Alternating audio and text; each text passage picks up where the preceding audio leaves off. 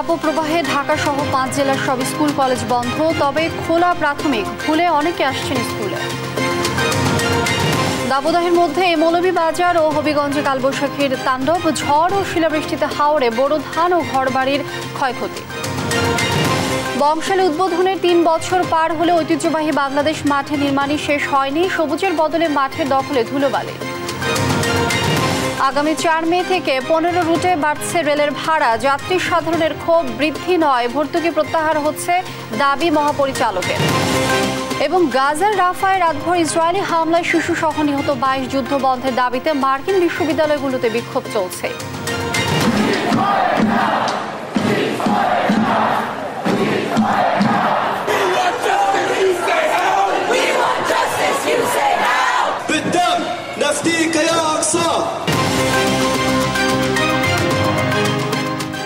দেখছিলেন শিরোনাম সংবাদ সকালে, সঙ্গে আছি আমি লিনিয়া ফ্রস। এবারে বিস্তারিত। তীব্র তাপদাহের কারণে ঢাকা, খুলনা, চুয়াডাঙ্গা, যশোর ও রাজশাহীর সব মাধ্যমিক স্কুল, কলেজ, মাদ্রাসা ও কারিগরি শিক্ষা প্রতিষ্ঠান বন্ধ রয়েছে। তবে সকালে ক্লাস হওয়ায় খোলা রয়েছে প্রাথমিক বিদ্যালয়। তীব্র তাপপ্রবাহের কারণে এক সপ্তাহে এবং ঈদ রোজার দীর্ঘ ছুটি শেষে রবিবার প্রাথমিক থেকে উচ্চ মাধ্যমিক শিক্ষা প্রতিষ্ঠান খুলেছে। তবে একদিন ক্লাসের পর গতকাল রাতে এক সংবাদ বিজ্ঞপ্তিতে ঢাকা সহ দেশের 5টি জেলার সব মাধ্যমিক স্কুল, কলেজ, মাদ্রাসা ও কারিগরি শিক্ষা প্রতিষ্ঠান সোমবার বন্ধ ঘোষণা করে শিক্ষা মন্ত্রণালয়। এদিকে অনেক শিক্ষার্থীকে আজ স্কুলে আসতে দেখা গেছে, তবে স্কুল বন্ধের বিষয়টি না জানায় অনেককে ফিরে যেতে দেখা গেছে।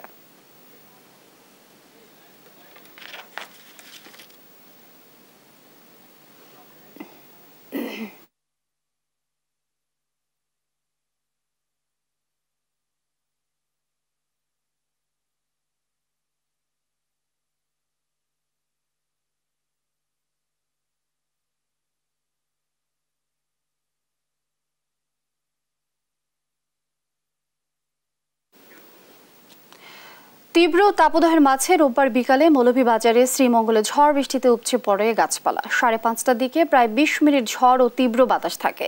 কিছু কিছু জায়গায় কাঁচা পাকা ঘরে চাল উড়ে যায়। হবিগঞ্জে নবীগঞ্জ উপজেলায়ও কালবৈশাখী ঝড় ও শিলাবৃষ্টি হয়েছে। শিলাবৃষ্টিতে হাওরের বোরো ধান ও ঘর বাড়ির ক্ষয়ক্ষতি হয়েছে। সহকর্মীদের পাঠানো তথ্যচিত্রে ডেস্ক রিপোর্ট। রোববার বিকেলে মৌলভীবাজারের শ্রীমঙ্গলে তীব্র দাবদাহের ভেতর ঝড় বৃষ্টিতে উপড়ে পড়ে গাছপালা। 5:30টা থেকে প্রায় 20 মিনিট স্থায়ী ঝড় ও তীব্র বাতাসে কিছু কিছু জায়গায় কাঁচা পাকা ঘরের চাল উড়ে যায়। ঝড়ে কমলগঞ্জের লাওয়াছড়ায় ট্রেন লাইনের ওপর বেশ কিছু গাছ উপড়ে পড়ায় সিলেটের সঙ্গে সারা দেশের রেল যোগাযোগ সাময়িক বন্ধ ছিল। এদিকে তীব্র ঝড় ও বাতাসে গাছপালা ও বিদ্যুতের খুঁটি উপড়ে পড়ায় পুরো শহরে বিদ্যুৎ সরবরাহ কিছু সময়ের জন্য বন্ধ হয়ে যায়। হবিগঞ্জের নবীগঞ্জে কালবৈশাখী ঝড় ও শিলাবৃষ্টিতে হাওরের বোরো ধান ও ঘরবাড়ির ক্ষয়ক্ষতি হয়েছে। বিকেল 3:30টার পর 2 ধাপে নবীগঞ্জ উপজেলার পৌর এলাকা, গজনাইপুর, দেবপাড়া ও পানি উমদা ইউনিয়নের বিভিন্ন স্থানে শিলাবৃষ্টি হয়। শিলাবৃষ্টির স্থায়িত্ব ছিল প্রায় 20 মিনিটের মতো। এক একটা শিলার ওজন 150 থেকে 200 গ্রাম। শিলাবৃষ্টিতে অনেক জায়গায় ঘরের টিন ছিদ্র হয়ে গেছে। এতে বোরো ধানের ব্যাপক ক্ষতি হওয়ার শঙ্কা রয়েছে। টুম্পা আফরোজ, নিউজ ডেস্ক, দেশ টিভি। এই মুহূর্তে রাজধানীর আগারগাঁও এলাকায় আছেন সহকর্মী ফজলে আদিত্য, সরাসরি যুক্ত হচ্ছেন তিনি আমাদের সঙ্গে। আদিত্য, আবহাওয়ার পরিস্থিতি কি দেখছেন এবং আপনি তো অনেকগুলি স্কুল ঘুরছেন ইতিমধ্যে, কি দেখেছেন, কি তথ্য আছে এই মুহূর্তে আপনার কাছে? লিনিয়া যেমনটি বলছিলেন যে আবহাওয়া পরিস্থিতি এখন পর্যন্ত বেশ সকাল থেকে রোদের যে তাপ সেটি অনুভব করা যাচ্ছে সকাল থেকে। তবে আমি আপনাকে একটি জিনিস জানিয়ে দিতে চাই যে সকালবেলা আমরা ইতিমধ্যে বেশ কয়েকটি স্কুল কলেজ ঘুরে এসেছি, যেখানে দেখা গিয়েছে যে স্কুল কলেজের কার্যক্রমগুলো বন্ধ করা হয়েছে এবং স্কুল কলেজের যে একাডেমিক কার্যক্রম সেটি বন্ধ রয়েছে, কিন্তু স্কুলের যে অন্যান্য কার্যক্রম যেটি হচ্ছে অফিস ব্যবস্থাপনা, সেই অফিস ব্যবস্থাপনার লোকজন তবে আসছেন। তবে আপনাকে আরেকটি জিনিস জানিয়ে দিতে চাই যে অনেক স্কুল প্রতিষ্ঠান কিন্তু তাদের এই যে শিক্ষা মন্ত্রণালয়ের সিদ্ধান্ত সেটি শিক্ষার্থীদেরকে রাতের মধ্যে না জানিয়ে দেওয়ার কারণে অনেক শিক্ষার্থী বিভ্রান্তিতে পড়েছে। আপনারা হয়তো আমরা বেশ কিছু শিক্ষার্থীকে দেখেছি যে তারা স্কুলে এসেছে এবং স্কুল থেকে ক্লাস হবে না এই সংক্রান্ত বিষয়ে কোনো তথ্য পায়নি, যার কারণে তারা স্কুল থেকে এসে ফিরে গিয়েছেন। তবে আপনাদেরকে আরেকটি জিনিস জানিয়ে দিতে চাই যে আজকের যে আবহাওয়ার তাপমাত্রা এখন পর্যন্ত নির্ধারণ করা হয়েছে সেটি হচ্ছে সকাল থেকে যেটি নির্ধারণ করা হয়েছে সেটি 29.5 ডিগ্রি সেলসিয়াস, যেটি সকাল 6টায় যে তাপমাত্রা নির্ধারণ করা আবহাওয়া অধিদপ্তরের তথ্য অনুযায়ী। আর বাতাসের যে আর্দ্রতা ছিল সেটি ছিল 88%। তবে আজকের সূর্য উদয়ের পরবর্তীতে যে তাপমাত্রা সেটি গতকালকার তাপমাত্রার মতোই বলা চলে, এবং গতকালকের যেই তাপমাত্রা ছিল সেই তাপমাত্রা সর্বোচ্চ তাপমাত্রা ছিল 39 ডিগ্রি সেলসিয়াস ঢাকার যেই আবহাওয়া সে আবহাওয়ায়। আমরা দেখতে পাচ্ছি যে যারা হচ্ছে বিভিন্ন ট্রাফিক ব্যবস্থাপনায় জড়িত রয়েছেন তারা বেশ বেগ পোহাতে হচ্ছে এই রোদ্দুরে তাদের কার্যক্রম পরিচালনা করতে। তবে একটা জিনিস বলতে চাই যে শিক্ষার্থীরা এখন পর্যন্ত শিক্ষা মন্ত্রণালয়ে পাওয়া তথ্য অনুযায়ী শিক্ষা কার্যক্রম ঢাকাসহ 5টি জেলায় বন্ধ থাকবে। তবে আমরা পরবর্তীতে হয়তো আমরা আবহাওয়া অধিদপ্তরে আজকে কথা বলবো অল্প কিছুক্ষণের মধ্যে, হয়তো সেখানে আমরা কথা বলে জানতে পারবো যে আমাদের যে আবহাওয়ার বার্তা সেই আবহাওয়ার বার্তায় কোনো সুখবর আছে কিনা সেটা হয়তো আমরা পরবর্তীতে জানতে পারবো। তবে রাজধানীতে এখন পর্যন্ত যে গরমের উত্তাপ সেই গরমের উত্তাপ বেশ চড়া বলা চলে। তবে হয়তো কিছুটা আমরা গতকালকেও আবহাওয়া অধিদপ্তরের আবহাওয়াবিদদের সাথে কথা বলেছি, তারা আমাদেরকে জানিয়েছেন যে হয়তো বৃষ্টিপাত শুরু হলে, ভারী বর্ষণ হলে, ঝড়ো হাওয়া বইলে হয়তো এই যে তাপমাত্রা যেটি এখন চলছে 39 থেকে 41 ডিগ্রি সেলসিয়াস, সেই সেলসিয়াস তাপমাত্রা হয়তো 4 থেকে 5 ডিগ্রি সেলসিয়াস পর্যন্ত কমতে পারে। তবে গ্রীষ্মকালীন অবস্থায় এই তাপমাত্রা স্বাভাবিক এরকম অনেকটাই বলছেন, তবে অস্বাভাবিক গরম পড়ছে, জনসাধারণের মাঝে খুবই চলার জন্য দুঃসহ হয়ে পড়ছে। রাজধানীর বিজয় সরণি থেকে এই ছিল আবহাওয়ার সর্বশেষ তথ্য আমার কাছে। আদিত্য, অসংখ্য ধন্যবাদ আপনাকে। দর্শক, আবহাওয়ার পরিস্থিতি জানছিলাম সহকর্মী আদিত্যর কাছ থেকে। অতি তীব্র তাপ প্রবাহের মধ্যেই খুলেছে শিক্ষা প্রতিষ্ঠান। এ বিষয়ে বিস্তারিত জানাতে পঞ্চগড় থেকে যুক্ত হচ্ছেন সহকর্মী রাশেদুজ্জামান বাবু যুক্ত হচ্ছেন আমাদের সঙ্গে। বাবু, শিক্ষা প্রতিষ্ঠান চালু নিয়ে শিক্ষার্থী ও অভিভাবকরা কি বলছেন জানাবেন। ধন্যবাদ লিনিয়া, আপনি যেমনটি বলছিলেন আসলে সারা দেশের মতো কিন্তু আসলে পঞ্চগড়েও আসলে যে তাপপ্রবাহ সেটি কিন্তু অব্যাহত রয়েছে। বিশেষ করে আসলে চুয়াডাঙ্গা এবং যশোরের মতো যদিও না হয় তারপরেও কিন্তু এখানে আমরা আবহাওয়া অফিসে আবহাওয়া অফিসে খবর নিয়েছি, সেখানে তাপমাত্রা বিরাজ করছে কিন্তু আসলে 38 থেকে 36 ডিগ্রি তাপমাত্রা বিরাজ করছে। এই তাপমাত্রায় কিন্তু আসলে শিক্ষা প্রতিষ্ঠান ইতিমধ্যে কিন্তু খুলেছে। আমরা দেখেছি যে গতকালকে থেকে আসলে শিক্ষার্থীরা আসলে এই তাপমাত্রা নিয়ে কিন্তু আসলে বিদ্যালয়ে আসছে উপায় অন্তর না পেয়ে। আমরা দেখেছি যে অভিভাবকদের সাথে কথা বলেছি, অভিভাবকরা আমাকে যেমনটি জানিয়েছে যে আসলে এই তাপপ্রবাহ আসলে যখন শিক্ষা প্রতিষ্ঠান বন্ধ দেওয়া হয় আসলে তখন কিন্তু আসলে পঞ্চগড়ের অবস্থা কিন্তু স্বাভাবিক ছিল, কিন্তু বর্তমানে এখন কিন্তু অস্বাভাবিকের দিকে গেছে। এই সময় কিন্তু আসলে পঞ্চগড়ের মতো যেগুলো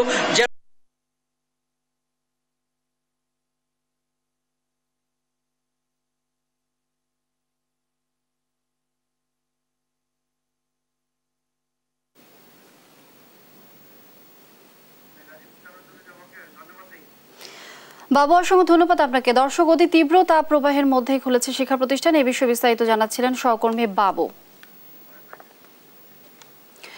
গরমের তীব্রতায় হাসপাতালগুলোয় বাড়ছে রোগীর সংখ্যা। গেল এক সপ্তাহে প্রতিদিনই রাজধানীর মহাখালী ICDDRB হাসপাতালে ভর্তি হচ্ছেন 500-র বেশি রোগী।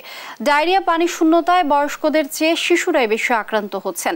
এই অবস্থায় শিশুদের বিষয়ে বাড়তি সতর্কতার পরামর্শ বিশেষজ্ঞদের। হাসান মাহমুদের রিপোর্ট।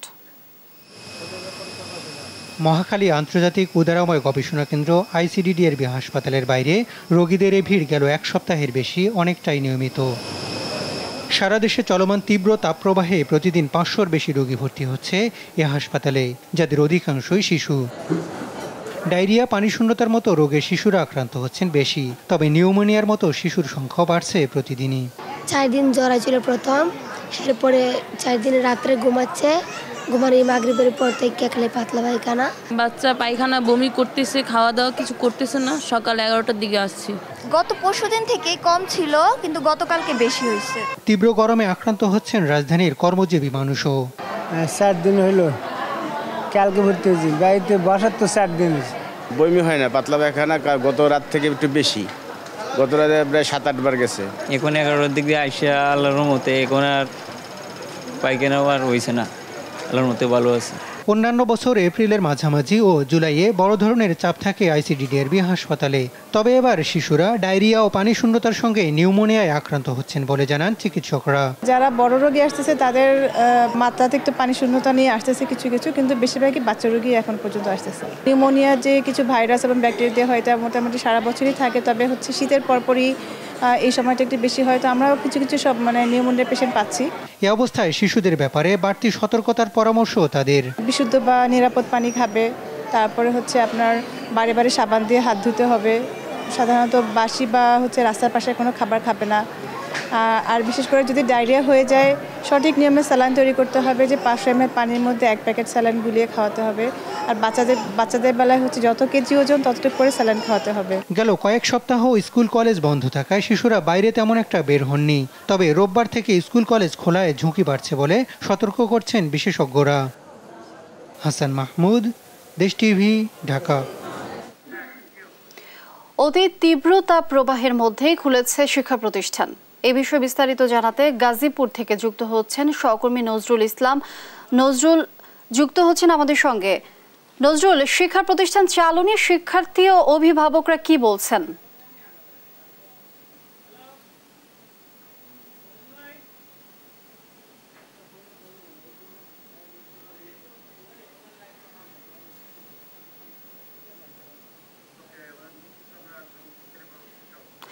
দর্শক দুঃখিত, আমরা আবারও যুক্ত হলে পরবর্তী সংবাদে আবার যুক্ত হওয়ার চেষ্টা করব।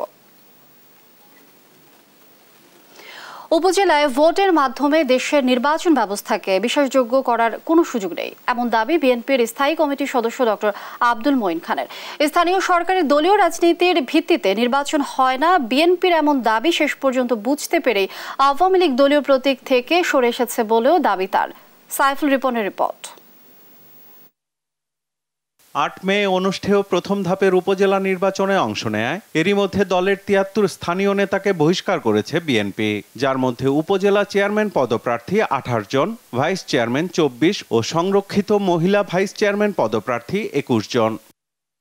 দলটির নেতাদের দাবি, স্থানীয় নেতৃত্বের সাথে আলোচনা করেই উপজেলা নির্বাচনে অংশ না নেওয়ার সিদ্ধান্ত নিয়েছে বিএনপি। উপজেলা নির্বাচন শুরুর পূর্বেই আমাদের একেবারে শীর্ষ নেতৃত্ব সারা দেশে এবং ইউনিয়ন, থানা, জেলা লেভেলের নেতৃবৃন্দের সঙ্গে কথা বলেছে। আসলে যারা লোকাল গভর্নমেন্টের নির্বাচনে অংশগ্রহণ করে থাকে সেসব জায়গা থেকে একেবারেই স্পষ্ট সবাই একই সুরে বলেছে এই সরকারের অধীনে কোনো নির্বাচন নয়, এবং তার উপরে ভিত্তি করেই আমাদের সর্বোচ্চ আমাদের জাতীয় স্থায়ী কমিটির সভায় সিদ্ধান্ত মোতাবেক বলা হয়েছে যে কোনোভাবেই আমরা স্থানীয় সরকার নির্বাচনে অংশগ্রহণ করতেছি না। দলের স্থায়ী কমিটির সদস্য ডক্টর আব্দুল মঈন খান বলছেন, স্থানীয় সরকার নির্বাচনে যে দলীয় রাজনীতি হয় না তা শেষ পর্যন্ত বুঝতে পেরেছে আওয়ামী লীগ। আজকে সরকার বুঝতে পেরেছে যে স্থানীয় সরকার আসলে দলীয় ভিত্তিতে সেই রাজনীতিটা হয় না। আমি মনে করি এটা ভালো যে সরকার এটা বুঝতে পেরেছে, এবং সরকার বুঝতে পেরেছে আমাদের কথাটাই সরকার আজকে স্বীকার করে নিয়েছে, এবং স্বীকার করে নিয়েছে বলেই তারা তাদের সিম্বল যে নৌকা সেটাকে ডুবিয়ে দিয়ে তারা সেখানে ব্যক্তি সিম্বলে তারা সেই নির্বাচনটি পরিচালনা করছে। উপজেলা নির্বাচনে বিএনপি অংশ না নিলেও এই নির্বাচনে সরকার তার প্রশাসনিক শক্তি ব্যবহার করবে শঙ্কা বিএনপির এই নেতার। যা কিছু সরকারের অথরিটি রয়েছে সব কিছু তাদের পক্ষে কাজ করবে, তাদের পছন্দসই ক্যান্ডিডেটগুলোকে তারা পার করে নিয়ে আসবে, এবং সেখানে বাংলাদেশের জনগণের কোনো ভোটের অধিকার উপজেলা নির্বাচনের মাধ্যমে প্রতিফলিত হবার কোনো সুযোগ নেই। নীতিগত সিদ্ধান্ত অনুযায়ী দলীয়ভাবে নির্বাচনে অংশগ্রহণ না করার সিদ্ধান্তের পর কে নির্বাচনে অংশ নিল বা না নিল তা ভাববার বিষয় নয় বলেও মত জানান বিএনপির এই নীতি নির্ধারক। ব্যক্তিগতভাবে মনে করছি না যে এটা আমাদের বিবেচনার বিষয়। আমরা স্পষ্ট ভাষায় আমাদের যেটা পলিসি সেটা বলে দিয়েছি যে আমরা দলীয়ভাবে উপজেলা নির্বাচনে অংশগ্রহণ করব না। সাইফুল রিপন, দেশ টিভি, ঢাকা। অতি তীব্র তাপ প্রবাহের মধ্যেই খুলেছে শিক্ষা প্রতিষ্ঠান। এই বিষয়ে বিস্তারিত জানাতে আবারও যুক্ত হচ্ছি গাজীপুরে সহকর্মী আছে নজরুল ইসলাম। নজরুল, শিক্ষা প্রতিষ্ঠান চালু নিয়ে শিক্ষার্থী ও অভিভাবকরা কি বলছেন?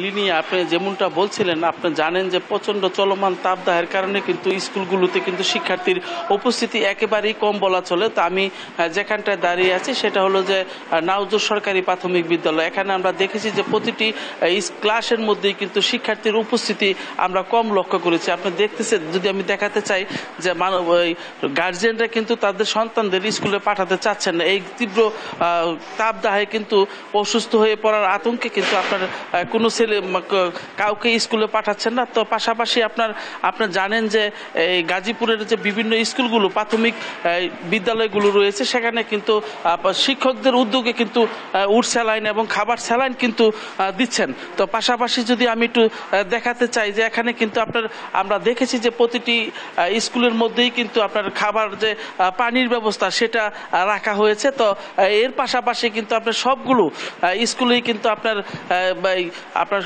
খাবার পানি উট স্যালাইন এবং সেটা কিন্তু রাখা হয়েছে। তো এটার পাশাপাশি যদি আপনারা জানেন যে স্কুলে কিন্তু শিক্ষার্থীর উপস্থিতি একেবারেই কমে গেছে এবং গার্জিয়ানরা কিন্তু দিতে চাচ্ছেন না। এবং তার উপরে কিন্তু আপনারা জানেন যে ঘন ঘন যে বিদ্যুতের বিভ্রান্তি সেটা কিন্তু আরো বেশি দুঃসহ করে তুলছে। এবং এখানে কিন্তু আমরা দেখেছি যে পর্যাপ্ত পরিমাণ ফ্যান থাকলেও কিন্তু কি হবে, বিদ্যুৎ কিন্তু ঘন ঘন লোডশেডিংয়ের ফলে কিন্তু শিশুরা হাঁপিয়ে উঠছেন ক্লাসের মধ্যে এবং তারা কিন্তু খুব কষ্ট করে ক্লাস করছেন। তো এবং আমরা দেখেছি যে সবগুলো স্কুলেই কিন্তু আপনার যে ছোট ছোট ছেলেমেয়েরা রয়েছে তারা কিন্তু খুব কষ্ট করেই ক্লাসে উপস্থিত রয়েছেন। কিন্তু আমি এসেই দেখেছি যে এখানে বিদ্যুৎ ছিল না এবং এর ফলে কিন্তু আপনার তীব্র তাপদাহের ফলে এবং গরমে কিন্তু অতিষ্ঠ প্রায়। তো আমরা এই ব্যাপারে কয়েকজন গার্জিয়ানের সাথে কথা বলেছিলাম। তারা কিন্তু সেই যে চলমান যে তাপদাহ রয়েছে সেই তাপদাহের কারণে কিন্তু তারা অতিষ্ঠ কিন্তু প্রায়। তো সবাই কিন্তু বলছেন যে স্কুল এই মুহূর্তে যেভাবে স্কুল চালু রাখা হয়েছে তার জন্য পর্যাপ্ত পরিমাণ ব্যবস্থা রাখা দরকার ছিল এবং সবাই কিন্তু এইরকমটাই বলছেন। এবং পাশাপাশি আমরা দেখেছি যে সরকারি স্কুলগুলোতে শিক্ষার্থীর উপস্থিতি কিন্তু একেবারেই কমে গেছে। এবং এই ছিল আমার কাছে গাজীপুর নাউজুর প্রাথমিক বিদ্যালয় থেকে সর্বশেষ। নজরুল, অসংখ্য ধন্যবাদ আপনাকে। দর্শক, অতি তীব্র তাপ প্রবাহের মধ্যেই খুলেছে শিক্ষা প্রতিষ্ঠান। এই বিষয়ে বিস্তারিত জানাচ্ছিলেন সহকর্মী নজরুল ইসলাম। আগামী 4 মে থেকে রেয়াতি সুবিধা প্রত্যাহারের মাধ্যমে 15টি রুটে ট্রেনের ভাড়া বাড়ানোর সিদ্ধান্ত নিয়েছে বাংলাদেশ রেলওয়ে।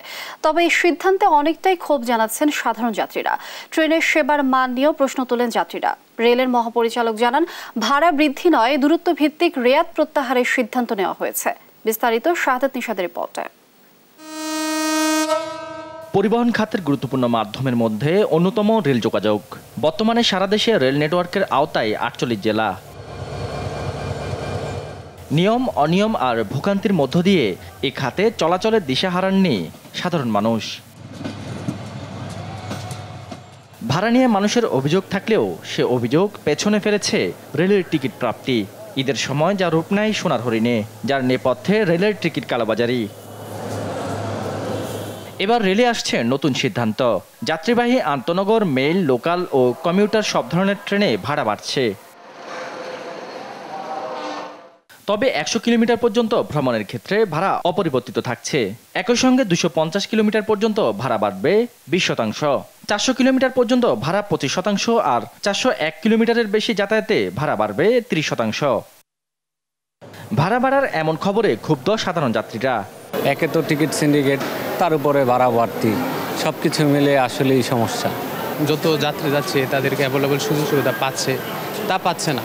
সে অনুযায়ী যদি ভাড়া বাড়াই তাহলে যৌক্তিকতা আমি দেখি না। 2:40-এর ট্রেন এখন বাজে কথা, এখন 3টা বাজে গেছে, কোন ট্রেন আছে? কোন ট্রেন নেই। লোকজন ভোগান্বিত পাচ্ছে, এটাই তো সেবা। তবে ভাড়া বাড়ার বিষয়ে খোলাসা করেন রেলের মহাপরিচালক। দেশ টিভিকে জানান, ভাড়া বৃদ্ধি নয়, প্রত্যাহার করা হচ্ছে দূরত্বের ওপর দেয়া ভর্তুকি। ভাড়া বৃদ্ধির কোনো বিষয়ে আমরা কোনো সিদ্ধান্ত নিইনি। আমাদের যে প্রচলিত ভাড়ার সঙ্গে যে রেয়াতি সুবিধা ছিল, সেই রেয়াতি সুবিধাটা আমরা শুধুমাত্র প্রত্যাহার করেছি। এবং সেই সুবিধাটুকু কোথা থেকে ছিল, 100 কিলোমিটারের উপরে যারা যায়, অর্থাৎ যারা দূরপাল্লায় যাবে এক শহর থেকে আরেক শহরে আন্তনগর ট্রেনে অথবা অন্য ট্রেনে, তাদের জন্য প্রযোজ্য।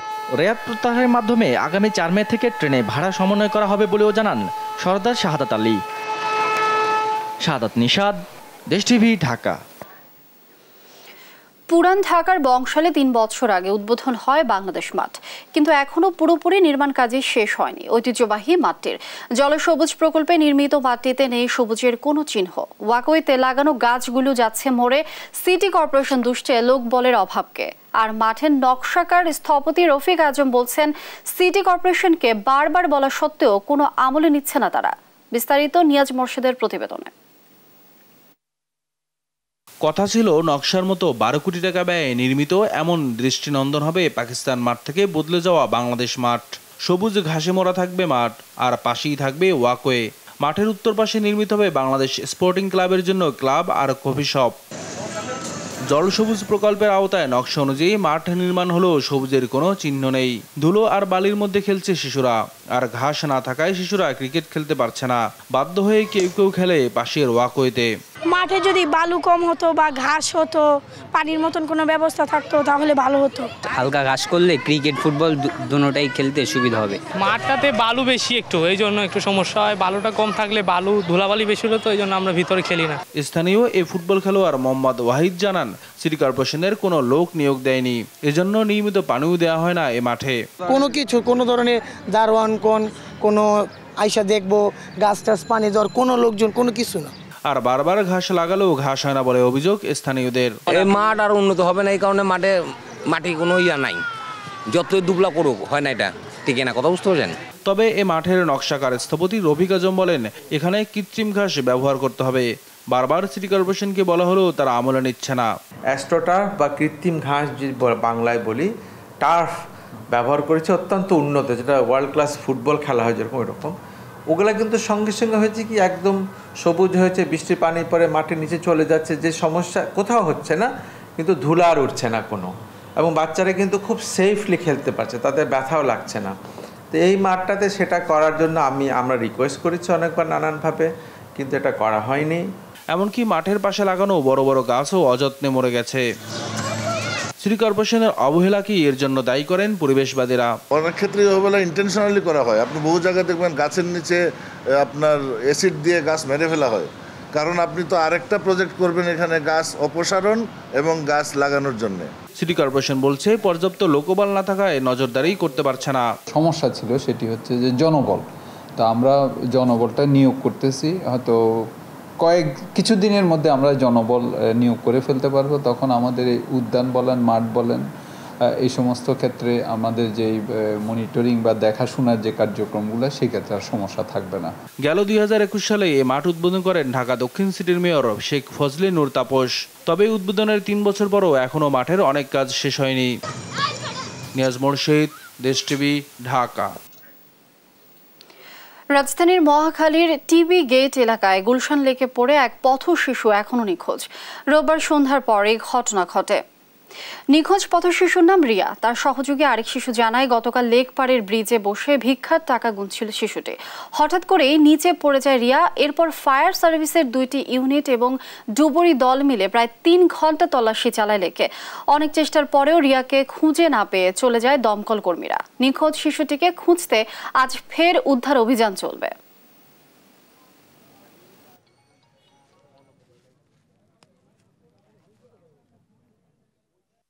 ঠাস করে নদীর ওনে পড়ে গেছে গা। পড়ে যাওয়ার পরে তারপরে ওই চিল্লাইতেছে, চিল্লাই তারপরে ওই যে পাইপটারে ধরছে, ধরে পাইপের উপরে ঝুল্লা লইছে, কতক্ষণ ঝুল্লা রয়েছে। তারপর আমি কেছি কি আমি তার যখনই ওরা ধরতে গেছি তখন পাইপটা ছাড়া দিই, ভাবছি আমি ওরা ধাক্কা দিব, হেলাগায় পাইপটা ছাড়া দিছে। তারপরে কতক্ষণ নদীতে এমন এমন করতে আসছিল, আমি নদীতে নাইমে যাইতে ধরছি। তারপরে সে কি করছে, মাথারে ডাইবা গেছে। এই বাচ্চাটা বললো যে এখানে একটা বাচ্চা পড়ছে, ওর মুখে আমরা শুনছি যে ও দেখছে বাচ্চাটা পড়তে, কিন্তু ও পড়ার পরে ও আবার ওদিকে দৌড়ে চলে গেছে। কিন্তু পরে কি অন্য জায়গাতে সে উঠে গেছে না এখানে আছে সেটা আমরা এখন শিওর না। আমাদের একটা টিম আসছে তেজগাঁ থেকে 8:30টার দিকে, আর আমরা হেডকোয়ার্টার থেকে সদর দপ্তর হেডকোয়ার্টার থেকে আসছি 8:30টায়। আমরা যতক্ষণ পর্যন্ত বাচ্চাদের না পাওয়া যায় ততক্ষণ আমরা আমাদের চেষ্টা চালিয়ে যাব। সংবাদ সকালে আরো থাকছে। দিনাজপুরে ইউপি নির্বাচনে 2 প্রার্থীর কর্মীদের সংঘর্ষ, পুলিশের গুলিতে নিহত 1।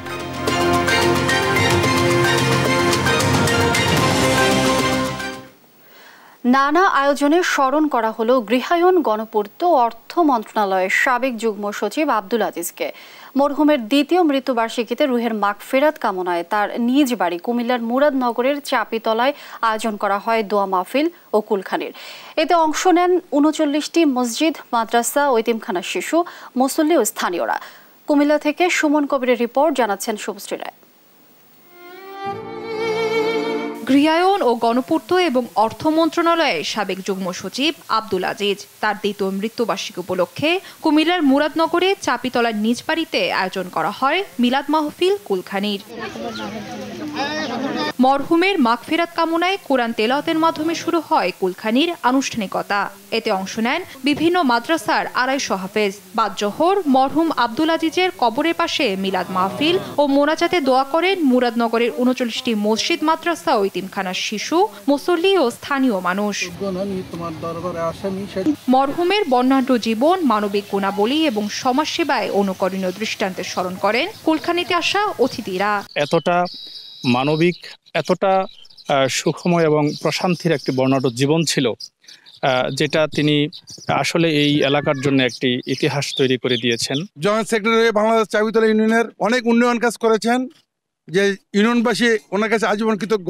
একই সঙ্গে স্থানীয় মসজিদ, মাদ্রাসা ও শিক্ষা প্রতিষ্ঠানের উন্নয়নে তার সুযোগ্য সন্তান দেশ টিভির ব্যবস্থাপনা পরিচালক আরিফ হাসানের অবদানের কথাও তুলে ধরেন স্থানীয় মানুষ।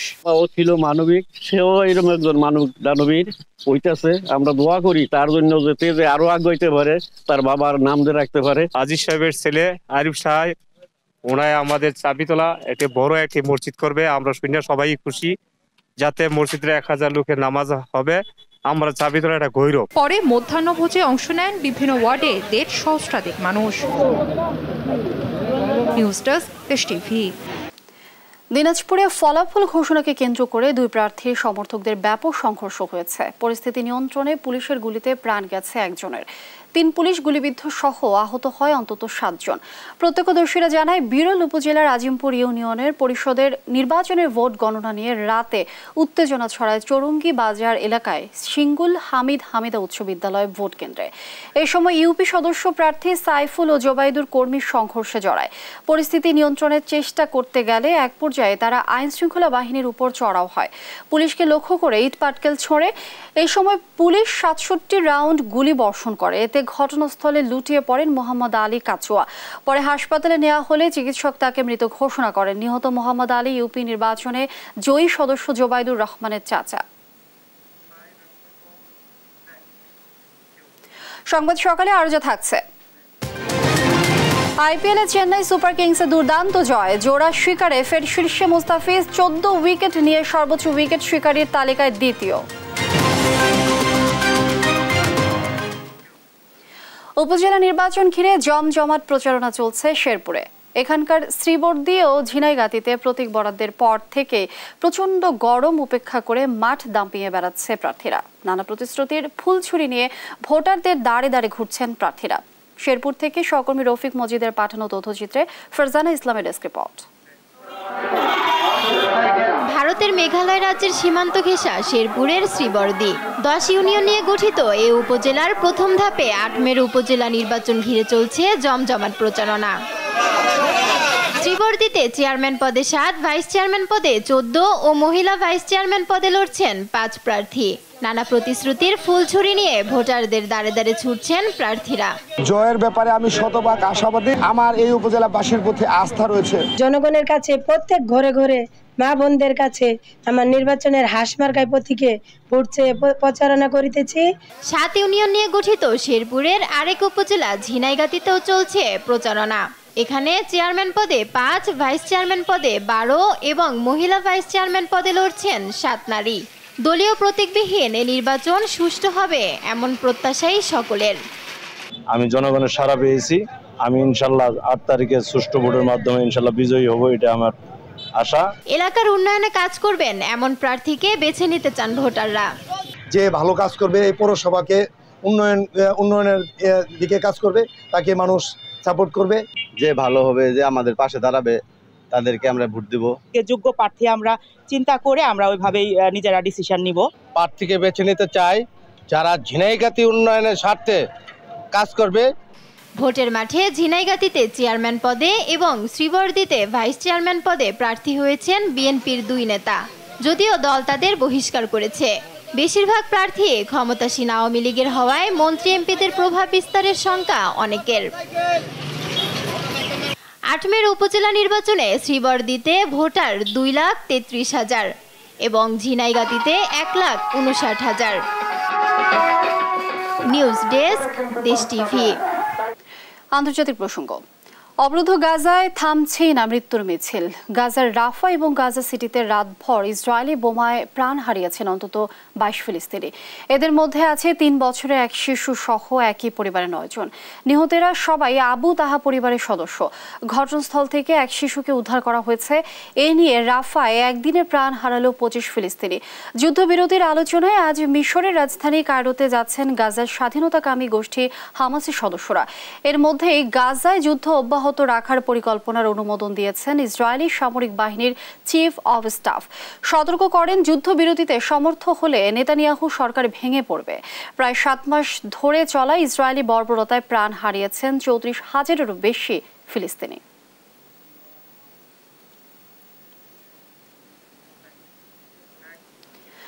গাজায় ইসরায়েলের বর্বরতা বন্ধের দাবিতে ক্ষোভে উত্তাল যুক্তরাষ্ট্রের বিভিন্ন বিশ্ববিদ্যালয়। 24 ঘন্টায় আরও 1.5 শতাধিক শিক্ষার্থীকে আটক করেছে পুলিশ। এ নিয়ে 10 দিনে আটক করা হলো 900 বিক্ষোভকারীকে। প্রায় অর্ধশত বিশ্ববিদ্যালয়ে ছড়িয়েছে বিক্ষোভ। স্থানীয় সময় রোববার কানেকটিকাটের ইয়েল বিশ্ববিদ্যালয়ের সামনে সড়ক অবরোধ করে শিক্ষার্থীরা। এই সময় ঘটনাস্থল থেকে অন্তত 45 জনকে আটক করে পুলিশ। ইসরায়েল বিরোধী বিক্ষোভে উত্তাল ম্যানহাটনের নিউইয়র্ক ইউনিভার্সিটিও। ওয়াশিংটন ইউনিভার্সিটিতে আয়োজিত প্রতিবাদ সমাবেশে অংশ নেন আসন্ন মার্কিন প্রেসিডেন্ট নির্বাচনী প্রার্থী জিল স্টেইন। তাকে সহ অন্তত 80 শিক্ষার্থীকে আটক করা হয়। ইসরায়েলকে মার্কিন অর্থায়ন বন্ধের দাবিতে 18 এপ্রিল নিউইয়র্কের কলম্বিয়া বিশ্ববিদ্যালয় থেকে বিক্ষোভের সূচনা। কেবল এই বিশ্ববিদ্যালয় থেকে আটক করা হয় শতাধিক শিক্ষার্থীকে।